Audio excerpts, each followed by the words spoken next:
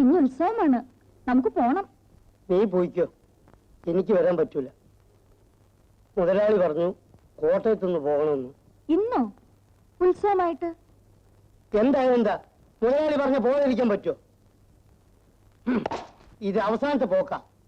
ഇനി ആര് പറഞ്ഞാലും ഞാൻ എവിടെയും പോവില്ല. ഞാനിന്ന് കുളിച്ചിട്ട് വരട്ടെ. ലളിതേ, ഉത്സവ പരിപാടിയുടെ നോട്ടീസ് എല്ലാം അച്ചടിച്ചു കൊടുത്തു പോയല്ലോ, പിന്നെ ഇപ്പൊ ഇങ്ങനെ പറഞ്ഞാലും. നിങ്ങൾ എന്നോട് ചോദിച്ചിട്ടാണോ നോട്ടീസിൽ എന്റെ പേരിട്ടത്? നമ്മളൊക്കെ അങ്ങോട്ടും ഇങ്ങോട്ടും അറിയാവുന്ന ആളുകളല്ലേ. എല്ലാ വർഷവും ഉത്സവത്തിന് ലളിതയുടെ ഡാൻസ് ഉള്ളതാണല്ലോ, അതുകൊണ്ടാണ് ചോദിക്കാതെ പേര് വെച്ചത്. നിങ്ങൾ എന്ത് പറഞ്ഞാലും ശരി, ഞാൻ ഈ വർഷം ഡാൻസ് ചെയ്യുന്നില്ല. കഴിഞ്ഞ വർഷം ഉത്സവത്തിനെല്ലാം എന്റെ ചേട്ടനും ഉണ്ടായിരുന്നു. ഇപ്പൊ സ്ഥിതി നിങ്ങൾക്കറിയാമല്ലോ. അമ്മേ, ഞങ്ങൾ എത്ര പറഞ്ഞിട്ടും ലളിത പരിപാടിയിൽ പങ്കെടുക്കുന്നില്ലെന്നാ പറയുന്നത്. ഡാൻസ് നടന്നില്ലെങ്കിൽ ഞങ്ങൾക്ക് തല പുറത്തു കാണിക്കാൻ പറ്റില്ല.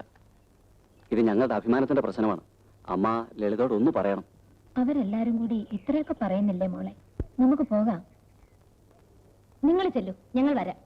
അല്ലേ ലളിതേ?